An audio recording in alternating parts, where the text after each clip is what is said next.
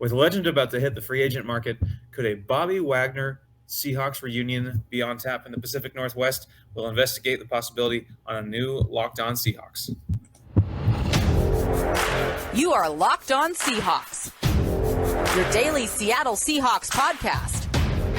Part of the Locked On Podcast Network, your team every day.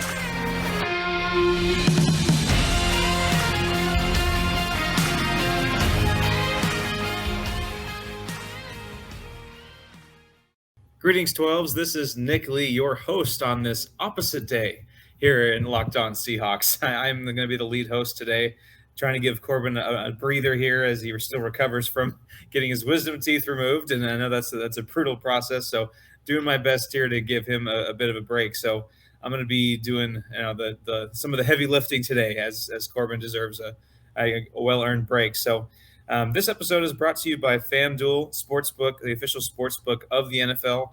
Make every moment more. Visit FanDuel.com/LockedOn today to get started.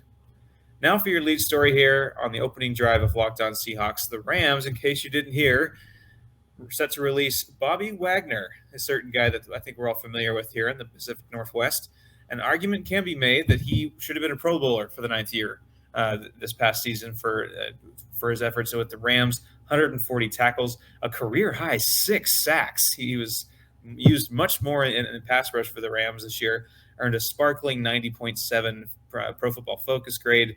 He's clearly still got it, and he clearly still had it, especially against the Seahawks, playing with a giant Mount Rainier on his shoulders with those two games. And with Jordan Brooks set to miss a big chunk of time next year with that unfortunate late-season injury, to finish out the 2022 season for the Seahawks, they need linebackers. I think they need one, probably two. So the question to you, Corbin, is, does a reunion make sense? And do you think it happens with Bobby Wagner and the Seahawks? Nick, this is so strange taking the wheel from you here as the co-host, but I digress. Anyway, it's an interesting dynamic because I think if we were having this discussion and Jordan Brooks had not gotten injured on January 1st, my answer would be quite a bit different than what it's going to be right now. But the Seahawks desperately need to have somebody at linebacker that knows this defense, that knows the players around him. And there's a possibility they won't have either one of their starters from last season on the roster.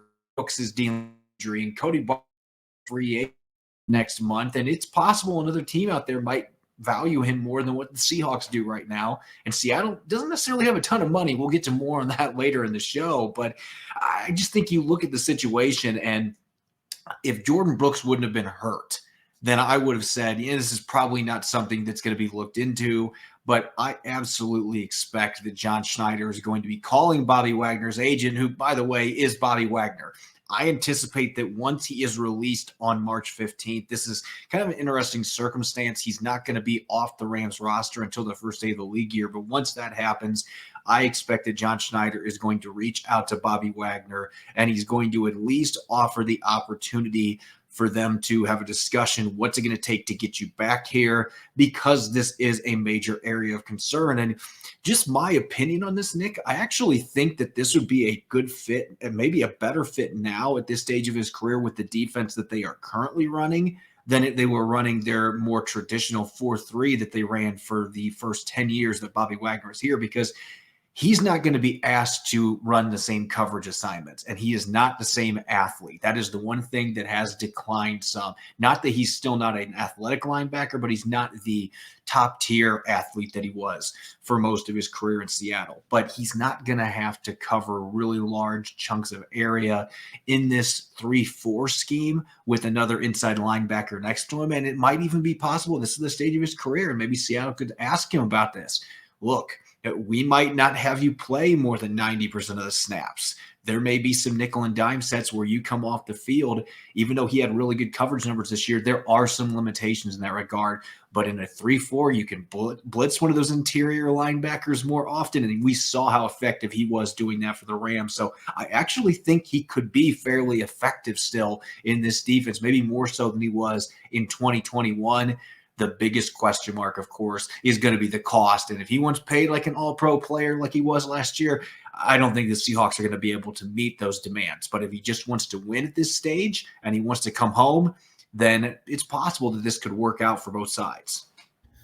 Yeah, I'm honestly pretty torn because obviously the Seahawks would, or I think Seahawks fans would enjoy a second chance at a good reunion and then eventual end. Because I think this has a better chance of ending better if he were to come back to Seattle and play for 1-2 years. I think that has a better chance of ending perhaps than how his Seahawks career ended otherwise. But there's just a nagging thought in my head. Kind of like you're thinking about getting back together with an old girlfriend. Like she's pretty, she's fun, you had a good time together, and you liked being with her, but for some reason or another, you had to break it off. You chose to part ways there, and you're thinking about getting back together with this person down the line a little bit.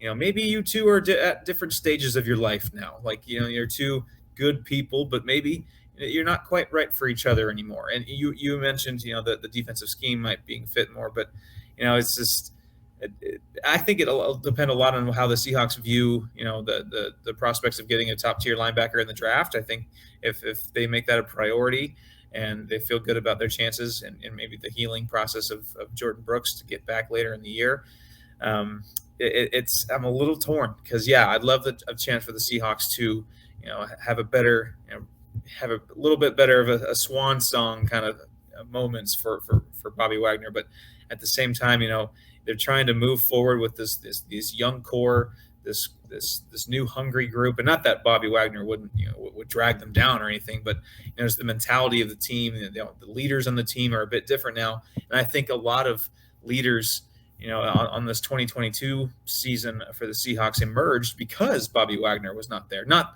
that he, that's a bad thing. It's just that's just the nature of the evolution of this team. So I'm just wondering where they're at in the evolution of the locker room and just as a team, as a young unit. If they bring back Bobby Wagner for just 1 year and he takes that leadership role right back, which he would, I think, does that maybe disrupt the ecosystem that they have now? Those are questions I have. And it's not saying I wouldn't love Bobby Wagner flying around the field again at Lumen Field in a Seahawks uniform again. I would love that. I just, some of those questions I have kind of nagging in my mind. Yeah, it's understandable why you feel that way. I wouldn't have any concerns about that just because a lot of these young players that Seattle had on the roster in 2022, like your Tariq Woolens and your Kobe Bryants and Boye Mafe on defense, none of those players are necessarily your front runners on defense in a leadership standpoint. And so I don't think bringing in Bobby Wagner is going to impact that at all. And think about some of the other players on that side of the ball. Quandre Diggs is already posting pictures of him and Bobby Wagner together, and he's trying to get fans to tweet at him about coming back to Seattle. So I just feel like from that perspective that would not be something that's going to impact the ecosystem negatively. If anything, it's just going to give them another really strong voice in the locker room and a proven commodity on defense that can help raise the level of the rest of those young players around Bobby Wagner. And so to me, it just boils down to two things. It boils down to cost, and are the Seahawks looking at bringing him back, and is he willing to come back? That's the other thing that we remember how this ended. Is Bobby Wagner going to have ill feelings towards the organization about the way that bridge was burned? Now, I wonder if that's even going to be an issue, because Pete Carroll and him met with each other after the game when they played in LA. And so it seems like they've already kind of settled things a little bit there. But is that enough for Bobby Wagner to say, you guys last year didn't even let me know before social media said that I was getting cut? I'm still upset about that. I'm not coming back. Is he going to be willing to overlook that? And I think he would be. It really boils down to the cost aspect. And the Seahawks, they already have some tough decisions coming up financially. And so trying to figure out whether he's going to fit into their plans, and depending how much money he is willing to take to come back to Seattle, those are all factors that would be tied into whether or not this reunion actually happens. Well, yeah, let's, reunion or not, he's a Hall of Famer, Seahawks Hall of Famer, Pro Football Hall of Famer, and we wish him the best either way. When we come back, we're going to talk a little bit about the salary cap. It's salary cap season now, trying to figure out some ways the Seahawks can make a bit more salary cap room to make some more moves, which might include extending or tagging Geno Smith. So don't go anywhere. We will be right back. This episode is brought your way by Built Bar. Looking for a delicious treat, but don't want all of the fat and calories? Then you got to try a Built Bar. We just got through the holidays, and I know my goal is to eat a little healthier this year. I'm still struggling with that. If you're like me, where you want to eat healthier but don't want to compromise the taste, man, I've got the thing for you. You got to try Built. With Built, healthy is actually tasty. Seriously, they're so delicious you won't even think they're good for you. They're perfect for your New Year's resolution, even if it's failing at this point. What makes Built Bar so good? Well, for starters, they are all covered in a 100% real chocolate. That's right, real chocolate. And they come in unbelievable flavors like churro, peanut butter brownie, coconut almond. I'm not sure how Built does it, but these bars taste like a candy bar while maintaining amazing macros. And what's even better is that they are healthy, 130 calories and 4 grams of sugar with a whopping 17 grams of protein. And now you don't need to wait around to get a box. For years, we've been talking about ordering your Built bars at Built.com. Now you can get them at your local Walmart or Sam's Club. That's right. Head to your nearest Walmart today, walk to the pharmacy section, and grab yourself a box of Built bars. You can pick up a 4-box of cookies and cream, double chocolate, or coconut puffs. And if you're close to a Sam's Club, run in and grab a 13-bar box with our hit flavors, brownie batter, churro. You can thank me later. Thanks for making Locked On Seahawks your first listen every day. So, Corbin, let's talk salary cap now. And it is definitely salary cap season, free agency, the new league year, just a few weeks away. And right now, just to kind of set the stage and set the situation, the Seahawks have $27 million in estimated cap space. That doesn't really account for rookies. Overthecap.com does a great job, and they have what is called an effective cap space, and that accounts for that. And it's below $16 million right now after the contracts of Phil Haynes, Jason Myers, and Nick Bellore. So if you're doing the math at home, that doesn't necessarily add up to extending Geno Smith to a franchise tag or franchise tagging him or extending him to what probably he'd be asking for. So if you're thinking like that, like with us, we're going to have to kind of go through this exercise a little bit on how can the Seahawks make some cap room for this. And we start off first with some cap casualties, Corbin. And of these guys, a name that jumps right off the bat to me, who I think is at risk, is Gabe Jackson. He's been a solid guard for most of his career. And I'm not sure I'd say that he's been a disappointment in a Seahawks uniform. He's had some great moments. He's graded out well in some games, and he's just really struggled with injuries, and the pass protection hasn't been there at times. But at $6.5 million, you can save there by releasing him. I think that's a pretty decent number. And with the draft coming up, I know you and I both like several guards in the first day or two of the draft that I think we both agree can step in and perhaps play day one. So Gabe Jackson is a guy for me that jumps out as an immediate risk for a cap casualty. Yeah, this is always a difficult discussion to have because the last thing that you want to do is talk about players losing their jobs or becoming free agents. But that's the reality this time of year. You have the Black Friday with coaches, and then usually around this time of year when the franchise tag window opens, you start to see teams. It's already happening around the league. The Titans basically released 3 or 4 high-profile players, including Taylor Lewan the other day. So these casualties are starting to come in. I anticipate that Gabe Jackson's pretty much already got one foot out the door. And with Phil Haynes signing his contract at $4 million cap hit for this next year, those look like borderline starter numbers to me, contract-wise. I think the Seahawks are prepared to go into this year with Haynes or a rookie if a rookie comes in and beats him out. So I would be stunned unless somehow the Seahawks and Gabe Jackson work out some kind of an extension or something along those lines. And I just don't see that being a move that the Seahawks are going to do. And so it seems to me like it's a given that he's going to be gone, and that'll save you more than $6 million. That pushes your effective cap space up to around $22 million. The other big contract that they're going to have to figure out, and this is a little different situation because Shelby Harris was really darn good in his first season with the Seahawks, and he's a good scheme fit. He's played in a 3-4 defense ever since he started his time in Denver, so he played for Vic Fangio. He's been excellent in that scheme, and I thought he had a really solid first year in Seattle, but his cap hit's north of $12 million next year. That is not a tenable number for the Seahawks, so I figure they're behind the scenes trying to work something out for a 1 or 2 year extension with him because he's a player that I still think has a lot of good football. Defensive tackles can play well into their mid-30s, and he's only 32. So I think that this is absolutely an extension that needs to get done. But at the same time, if they're not able to work that out, you could save almost $9 million by cutting Shelby Harris. I do think there would be some teams that would be very interested if he hit the market. So there's no guarantee you're getting him back if you go that route. But that would be the other really big cut that they could have that would open up not far from $10 million in cap space. So it creates an interesting discussion for them as they try to figure out where they're moving forward with him in the future. Yeah, that's a tough one because I think he did play really well. And in some metrics, he was a top 20, top 15 defensive tackle. And in some 30 quarterback pressures and a leader in the locker room. Really a sneaky good pickup in that Russell Wilson trade.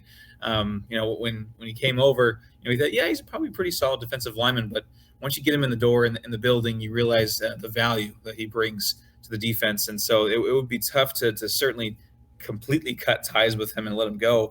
I think he's a prime extension candidate. I do. I think that they can find a way to make it work, to maybe bump down that 8.9 or bump down that cap hit number, maybe not completely cut it loose, but wiggle loose a couple million with an extension here and there. So as far as other cap casualty risks, Quentin Jefferson, you'd save about 4.5.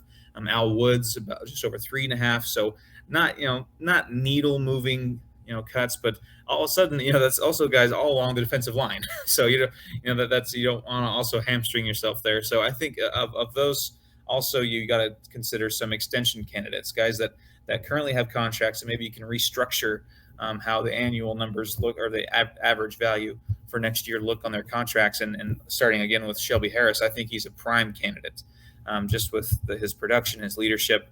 Is another guy as well. Uchenna Nwosu, what a revelation he was for the Seahawks last year.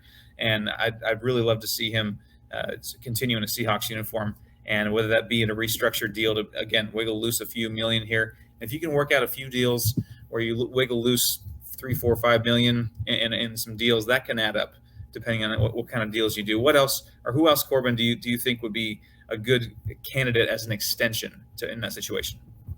Well, you just mentioned a couple of the other defensive tackles there away from Shelby Harris, and I'll get to that here in a second. But just to weigh in on Nwosu, as you said, I think revelation is the perfect word, because I loved the free agent signing last year, and yet he still blew all those expectations out of the water. He was excellent defending the run for the most part. There were a few mistakes over the year, but he was certainly not one of the big culprits for why their run defense ranked 30th. He had made a lot of plays in the backfield. He had 3 tackles for loss against the 49ers in their playoff loss. So he was excellent.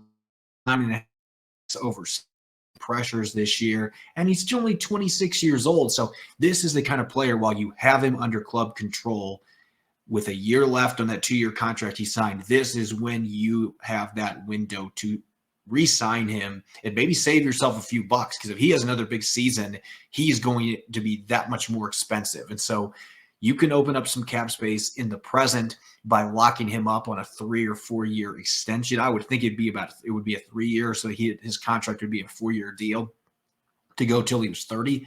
That's what I'm anticipating here. But he would certainly be candidate number 1 for an extension. And then I think Quentin Jefferson and Al Woods with his age is probably not a candidate here for an extension, but Jefferson's still only 30 years old, and he ranked 14th in the NFL among defensive tackles and pressures this year. So there's inherent value there by itself as a interior pass rusher in this 3-4 defense that I think would make it worth it to consider trying to do an extension with him to save a few $million. And then the other name I'll throw out there is Noah Fant. He's going to be going into his 5th-year option.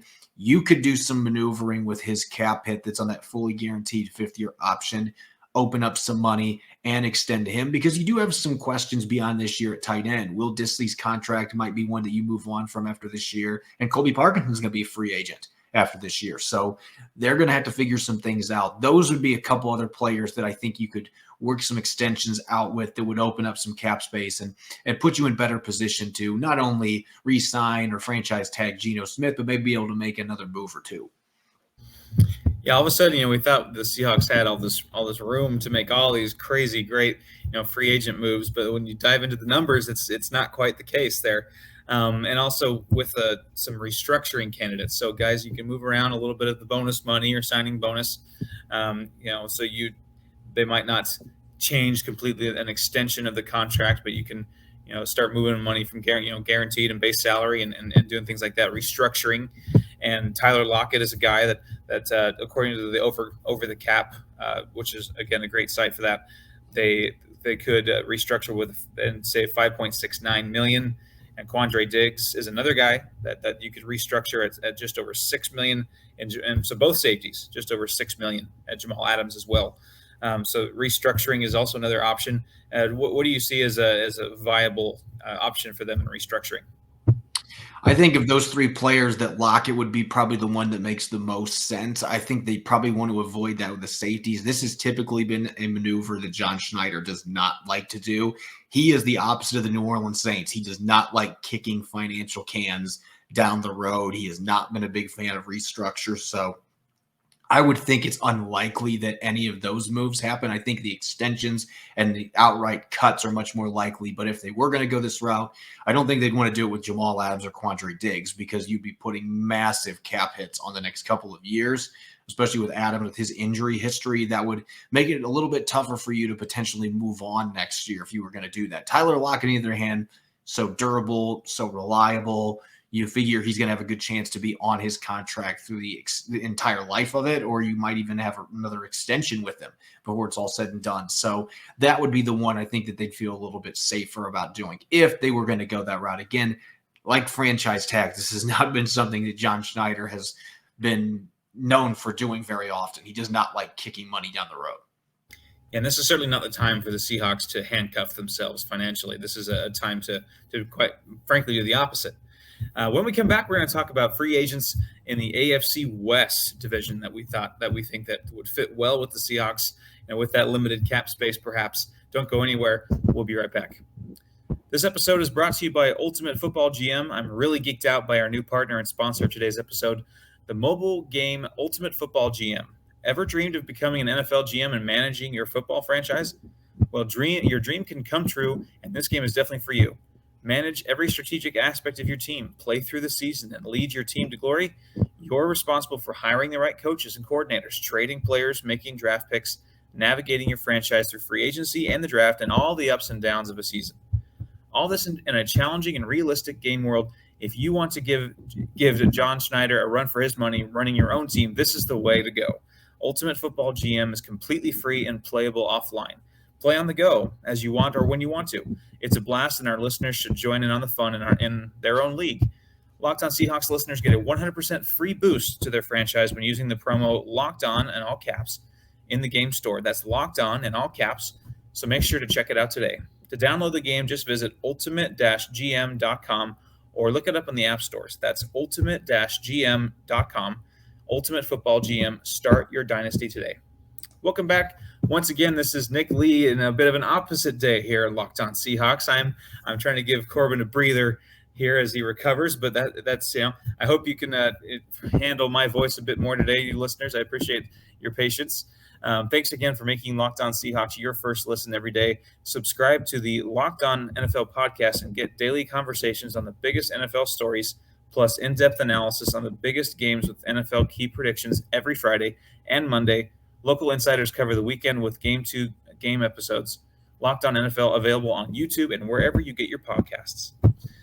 So, Corbin, let's talk about free agency once again here with the AFC West. We've been going division by division, picking one free agent from each team in a division to have the Seahawks perhaps sign, maybe a good fit.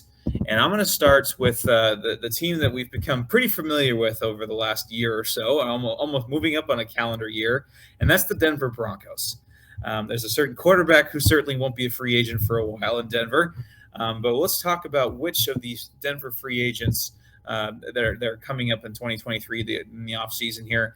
Which one of those former Broncos or soon-to-be former Broncos do you think the Seahawks should sign and will be a good fit? I'm going to start with a position that I feel like we've already talked about a little bit today. The Seahawks have some concerns at linebacker, whether they bring Bobby Wagner or not.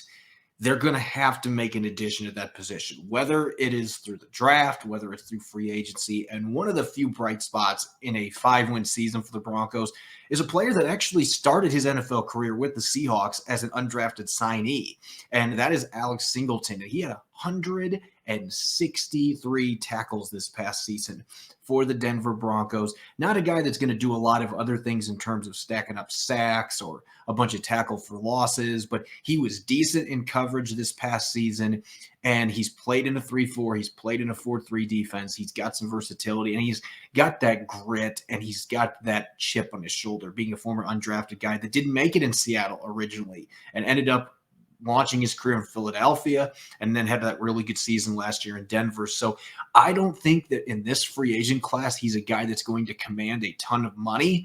And the Seahawks already know him well from having him in camp with the team during the offseason when he first came into the league. And so there's that familiarity aspect. So he would be a name that I think could be kind of a seamless addition to their team if they're looking for a starter caliber player that isn't going to break the bank. And a guy I think that's not going to break the bank either.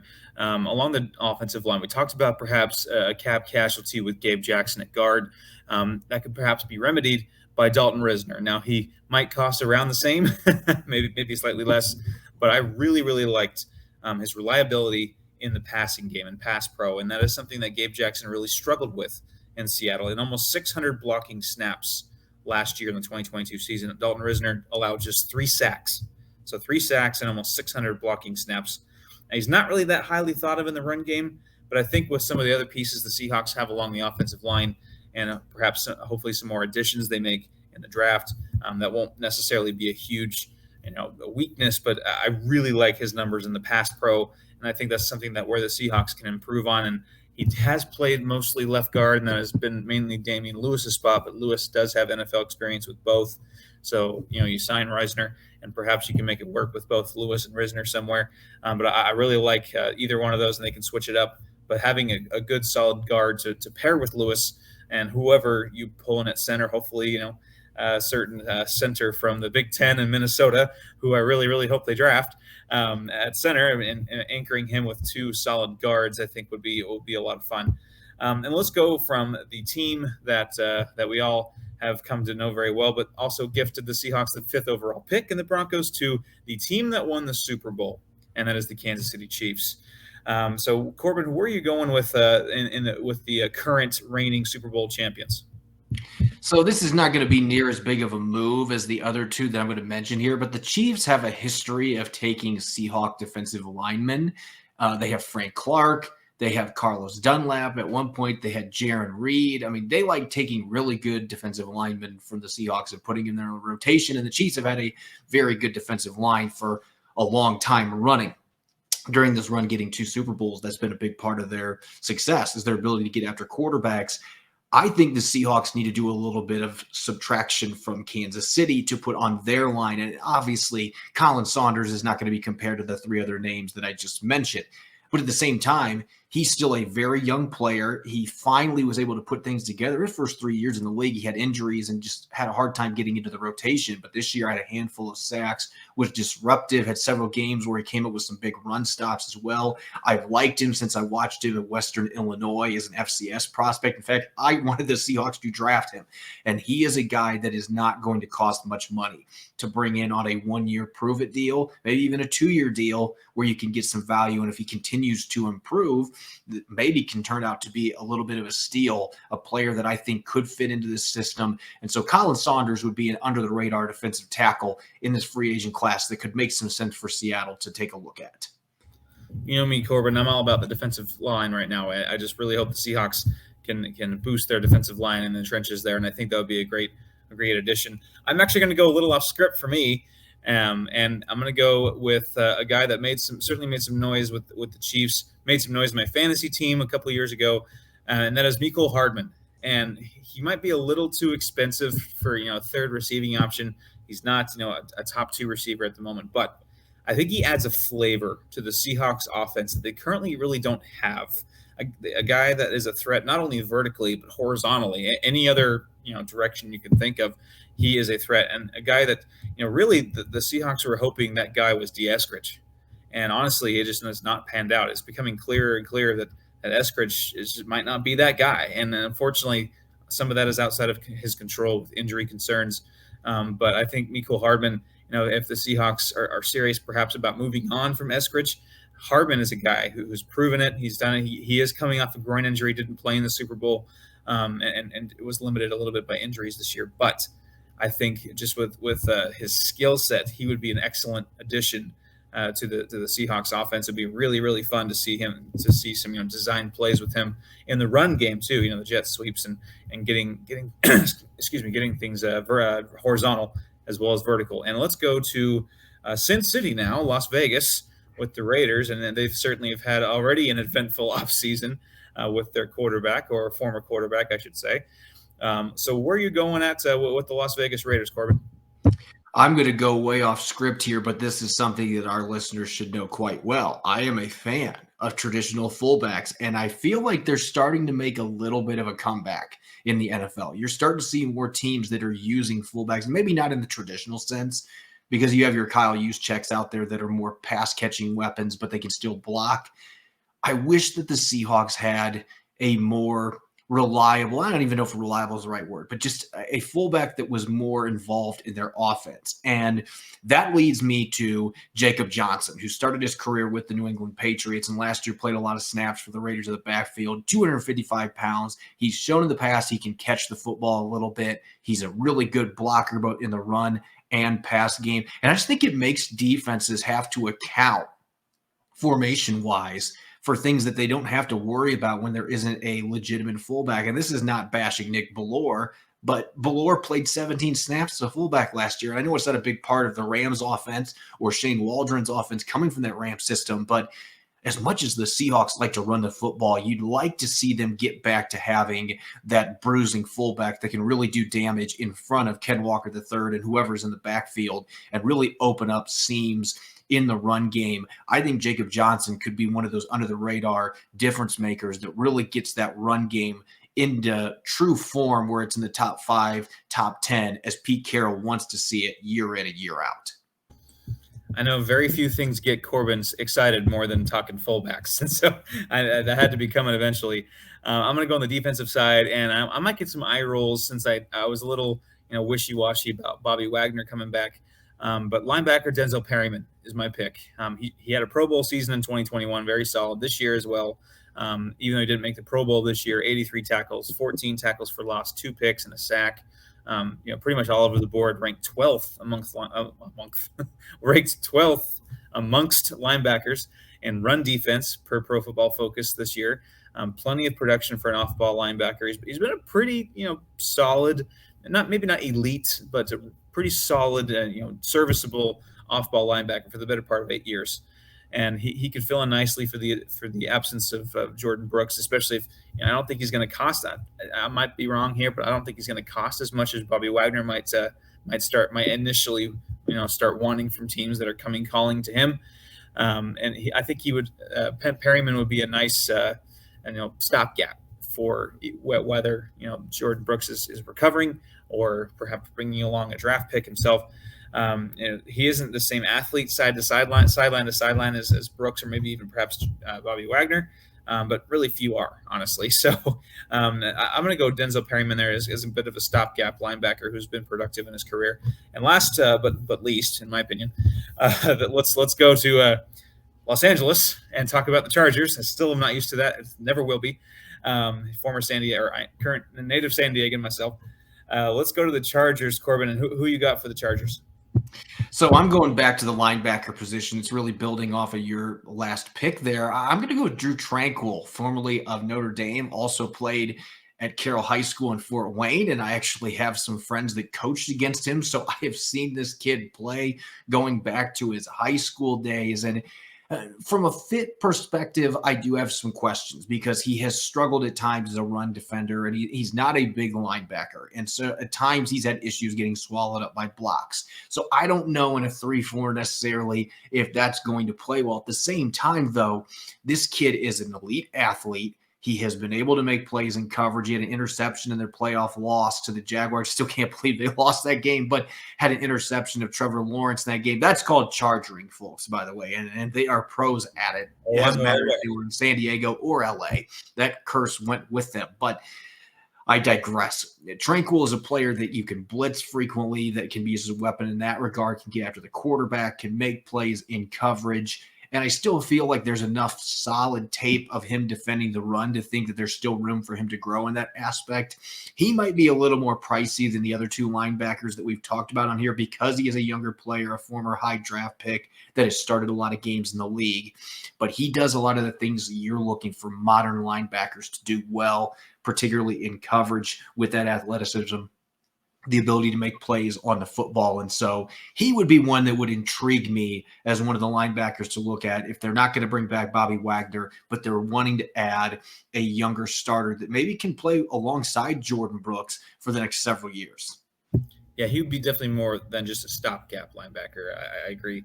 I'm going to go along the defensive line and Morgan Fox. Now, not necessarily the sexiest name, the biggest name, the biggest star, but as a 3 or a 5 tech defensive lineman, he's been pretty productive in limited snaps. He played in 55% of the defensive snaps for the Chargers this year, and he got 6.5 sacks and 11 quarterback hits. So he's not going to pop off the stat sheet, and he's not going to he probably isn't going to be some Pro Bowl stud year after year.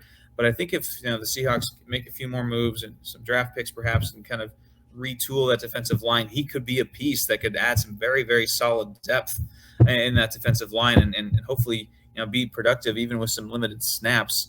And so you can always use a bit of a boost in your pass rush. So Morgan Fox, 6.5 sacks and just over half the defensive snaps for the Chargers this year. I thought was pretty impressive. So again, you can follow me on Twitter at NickLee51. You can follow Corbin Smith at Corbin Smith NFL. Thank you so much for listening to this opposite day here on Locked On Seahawks. And we check off another week before the draft and before the free agency. One more done off the calendar, another X through, and we're getting that much closer to everything. So enjoy your weekend and go Hawks.